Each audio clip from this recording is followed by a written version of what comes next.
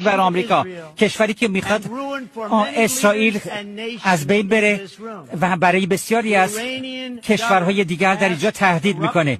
رژیم ایران در واقع نقابی از فساد جلوی رهبرانی که خودشون رو به حمایت از دموکراسی زدن.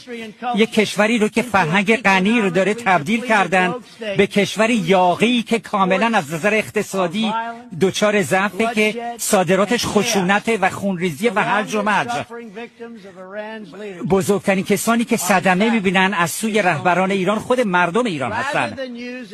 به جای اینکه استفاده بکنه از منابعش که بتونه زندگی ایرانی ها رو بهبود بکنه، منافع نفتیش میره برای تأمین اعتبار مالی برای حزب الله و گروه های دیگری که مسلمانان بیگناه حمله میکنن و اعراب رو مورد حمله قرار میدن و اسرائیلیا رو حمله قرار میدن.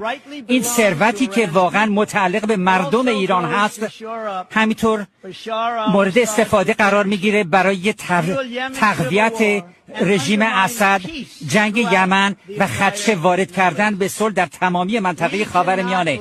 ما نمیتونیم اجازه بدیم که یک رژیم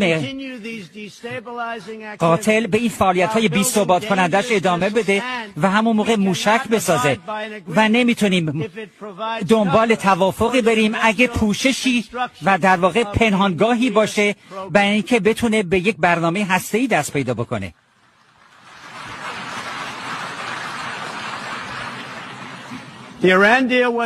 توافق هسته‌ای یکی از بدترین و یک طرفه ترین معادله هایی بود که آمریکا وارد شده. واقعا صادقانه بگیرم اون توافق مایه خجالت ایالات متحده است و من فکر نمی کنم که آخرین حرف رو در موردش شنیده باشه.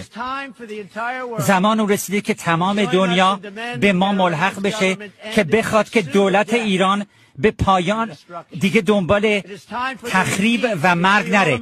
دنبال این رژیم باید تمام شهروندان آمریکایی و شهروندان دیگر کشور رو که به صورت غیر منصفانه در اسارت دارن آزاد بکنه و دولت ایران باید از دست برداره از حمایت از تروریسم، خدمت کنه به مردم خودش و تمامیت همسایگانش رو به رسمیت بشناسه.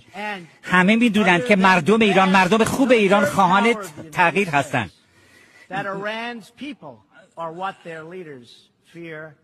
مردم ایران درست همون چیزی هستن که رهبران ایران بیش از هر چیزی ازش میترسن. همین باعث میشه که رژیم ایران محدود بکنه دستیابی به اینترنت و ماهواره ها رو خراب بکنه، دانشجویان غیر مسلح رو هدف گلوله قرار بده. چنین رژیمی نمیتونه همیشه دائم ادامه بده. زمانی خواهد رسید که مردم